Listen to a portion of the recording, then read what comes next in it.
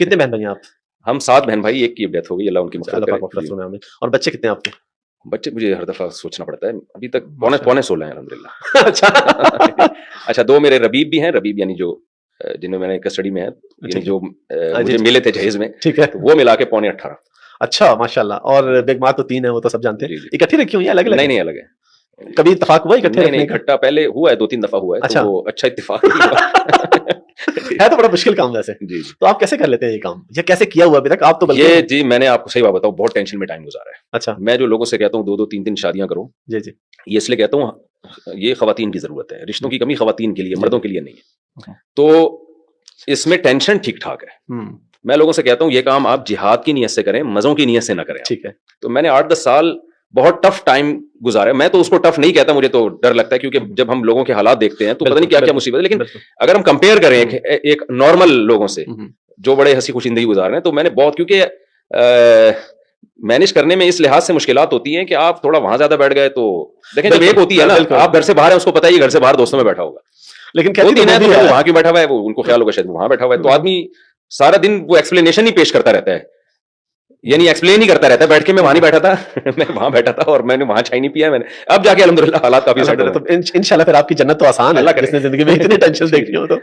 اور ٹینشن میں ایک بڑی ٹینشن یہ بھی ہوتی ہے نا کہ جب آپ کر رہے ہوتے ہیں تو ظاہر ہے پرانا سسرال آپ کو چھوڑتا تو نہیں اتنے آرام سے. ان کی طرف سے جو، یعنی جب آپ کی وائف کو پتا ہو کہ آپ نے دوسری کرنی ہے تو ٹینشن وہیں سے شروع ہے. بالکل، یعنی کرنا تو بات کی بات ہے نا، جب پتا ہے کہ آپ نے کرنی ہے، ذکر بھی کر دیا تو وہیں سے ٹینشن شروع ہو گئی.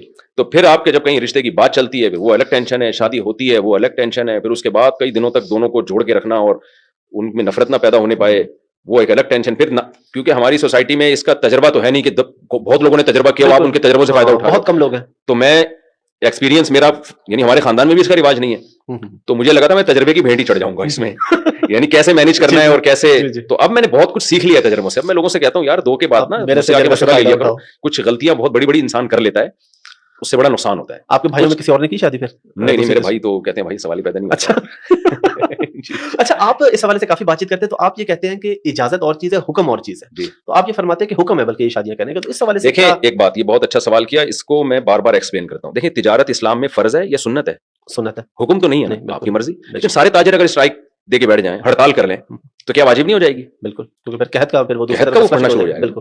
2-3 شادیاں سنت ہیں، فرض نہیں ہے. ٹھیک ہے. لیکن یہ اس سوسائٹی کے لیے شریعت نے حکم دیا سنت ہونے کا جہاں لوگ آلریڈی 4 سے زیادہ بیویاں رکھتے تھے، جہاں ان کو پابند کرنا پڑا کہ آپ 4 سے زیادہ نہیں کر سکتے. ٹھیک ہے ٹھیک ہے. یعنی وہ 10-10 بیویاں بھی رواج تھا رکھنے کا. اس سوسائٹی کو شریعت نے کہا کہ 4 سے زیادہ کی اجازت نہیں ہے آپ کو. ٹھیک ہے ٹھیک ہے. تو اس سوسائٹی میں جو زیادہ بیویاں رکھنے کی حکمتیں تھیں وہ حاصل ہو رہی تھیں، لہذا اسلام کو مستحب کہنے کی بھی ضرورت نہیں تھی، صرف حلال کر دینا کافی تھا. لیکن پھر بھی ترغیب دی نبی نے کہ نکاح عبادت ہے، مسجد میں کرو، اور اس کی ترغیب دی تاکہ مسلمان لوگ زیادہ کریں یہ کام، دوسری قوموں سے زیادہ حریص ہوں، اس کے اچھے نتائج نکلیں، سوسائٹی میں برائی ختم ہو اور جو ضرورت مند خواتین ہیں ان کی کفالت ہو. اب جب سوسائٹی اسٹرائک کر کے بیٹھ گئی ہے سب نے، تو اب میں کہتا ہوں یہ سنت نہیں ہے بھائی، اب یہ ضروری ہے. اس کی مثال ہے جیسے ایک شادی بھی لازم تو نہیں ہے نا، لیکن کسی قوم میں ایک کا رواج ہی ختم ہو جائے تو فرض ہو جائے گی پھر. تو آپ اس کو اس حیثیت سے نہ دیکھیں کہ یہ ایک سنت عمل ہے، اس حیثیت سے دیکھیں جب ساری قوم چھوڑ دے پھر کیا سنت ہے یا نہیں ہے. تو میرا یہ دعویٰ ہے کہ یہ سنت اس وقت ہے جب ہر لڑکی کی بروقت نکاح آسانی سے پاسبل ہو، رشتہ تلاش کرنا ممکن ہو. جب یہ کام مشکل ہو گیا، بیوہ طلاق یافتہ عورتیں بہت زیادہ ہو گئی ہیں، ان کی شادیاں ایک ٹینشن بن چکی ہے، پھر مستحب نہیں ہے. پھر جو صاحب استطاعت لوگ ہیں ان پر لازم ہے کہ، اور اس میں عرب علماء کا فتویٰ بھی ہے، میں نے اپنی کتاب میں نقل بھی کیا ہے کہ وہ علاقے صالح المنجد ہیں، سعودی عرب کے بڑے عالم ہیں، ان کا ایک ماضی میں فتویٰ بڑا مشہور ہوا تھا، میں نے اپنی کتاب میں اس کا ریفرنس دیا ہے کہ کسی علاقے میں انہوں نے شیشان کے بارے میں فتویٰ دیا تھا، یہ چیچنیا کے بارے میں. ٹھیک ہے. اور تھا کہ کسی علاقے میں اگر ایسا ہو کہ خواتین کے نکاح میں مشکلات ہیں، لوگ تعدد زوجات کے قائل نہیں ہیں، تو صاحب استطاعت اگر نہیں کرے گا تو فنرى انه آثم وعليه مسؤولیت هذه النساء عند اللہ. قیامت کے دن اللہ تعالیٰ اس سے پوچھے گا کہ آپ نے عورتوں کو ٹھکانہ کیوں نہیں دیا، اور ہم سمجھتے ہیں کہ وہ گناہگار ہوگا. یہ ان کا فتویٰ. چوتھی شادی کا ارادہ ہے؟ میری ہو چکی ہے چوتھی. اچھا جی جی 4 ہو گئی ہیں ماشاءاللہ. اچھا عام طور پہ تو 3 مشہور تھی، چوتھی کب ہوئی ہے؟ ریسنٹلی ہوئی ہے. ریسنٹلی ہوئی ہے ماشاءاللہ. کدھر کراچی میں ہی ہے؟ ہاں کراچی میں. اچھا تو اب آپ یعنی 4 گھر ہو گئے اب ٹائم لینا اور مشکل ہو جائے گا. اچھا شادی کے لیے آفرز بھی تو آتے رہی ہوں گے، ڈائریکٹلی بھی کبھی آفر؟ پہلے تو کوئی لفٹ نہیں کراتا تھا جب میں مشہور نہیں تھا. اچھا. میں تو لوگوں سے کہتا ہوں، میں نے دوسری شادی کے لیے بھی لنگڑی لڑکیوں کے لیے پیغام نکاح بھیجے، جو بیچاری لنگڑی کا لفظ تھوڑا سا نامناسب ہے، پاؤں سے معذور لڑکیوں کے لیے. آپ کا مقصد ہے لوگوں کو سمجھانے کے لیے. اور اسی طرح تیسری شادی کے لیے بھی میں نے ایک ایسی خاتون کو نکاح کا پیغام بھیجا جن کو لقوہ ہوا تھا. میں نے ایسی خاتون کو نکاح کا پیغام بھیجا جو سن نہیں سکتی، بول نہیں سکتی تھی، یعنی معذور اور اپنی اس سے کئی عمر زیادہ عمر کی خواتین, لیکن لوگ لفٹ نہیں کراتے تھے. مجھے یاد ہے ایک دفعہ میں نے تیسری شادی کے لیے نکاح کا پیغام بھیجا, ایک شادی دفتر میں رابطہ کیا, میں نے کہا بھائی دیکھیں میری یہ سورس آف انکم ہے اور مجھ میں کوئی خرابی نہیں ہے, میں ایک چیز کو پروموٹ کرنا چاہتا ہوں سوسائٹی میں کہ تو آپ, میں تیسری شادی کرنا چاہوں. وہ ایک دم غضبناک ہو گئی, وہ خاتون بیٹھی ہوئی تھی کہ آپ نے کیا دماغ خراب ہے آپ کا. میں نے کہا آپ کے یہاں ایسی خواتین بھی ہوتی ہیں نا جو ضرورت مند ہو, میں ان سے نکاح کر کے ان کو ٹھکانہ دینے کے لیے تیار نہیں. بھائی انہوں نے ایسا غصے سے مجھے سنائی ہے. تو یہ میرے ساتھ لوگوں کا رویہ تھا. ٹھیک ہے.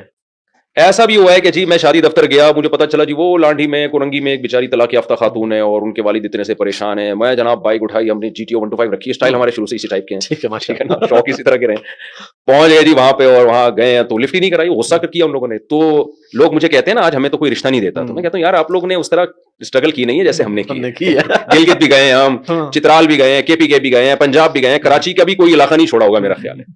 تو لوگ اس کو ایکسپٹ ہی نہیں کرتے تھے, مانتے ہی نہیں تھے, کہتے تھے کیوں بھائی. میں کہ یار آؤ میرے گھر دیکھو, میں کوئی 2 نمبر آدمی نہیں ہوں. میں وہ کہہ رہے ہیں آپ 2 نمبر ہو, جو دوسری کر رہا ہے تیسری کر رہا ہے وہ بندہ ہی ٹھیک نہیں ہے. لوگوں کا یہ کانسیپٹ تھا, وہ ٹھیک ہو ہی نہیں سکتا. تو لیکن بہرحال پھر ہو بھی گئی الحمدللہ. اس کے بعد تو پھر ایسا ہوا ہے کہ جی جب میں مشہور ہوا ہوں تو پھر تو رشتے پیچھے پیچھے ہم آگے آ گئے. پھر ہم کہتے ہیں یار اچھا, پھر جن لوگوں نے انکار کیا تھا نا وہ بھی آ گئے. 10 سال کے بعد رابطہ کر رہے ہیں کہ جی, تو وہ پھر اس کے بعد جا کے رابطہ کر رہے ہیں. تو میں کہتا آپ اس وقت کر لیتے, آج شاید سکون میں ہوتے, خوشی میں ہوتے. تو ڈائریکٹ آفرز بھی آئی کبھی؟ ڈائریکٹ آفر آئی جی, بہت دفعہ. ابھی جو آپ نے شادی کی ہے یہ اگر آپ بتانا چاہیں تو طلاق یافتہ ویسے یا نہیں؟ یہ میری پہلی 2 وائف طلاق یافتہ ہیں, جی, لاسٹ 2 وائف کماری ہیں. اچھا,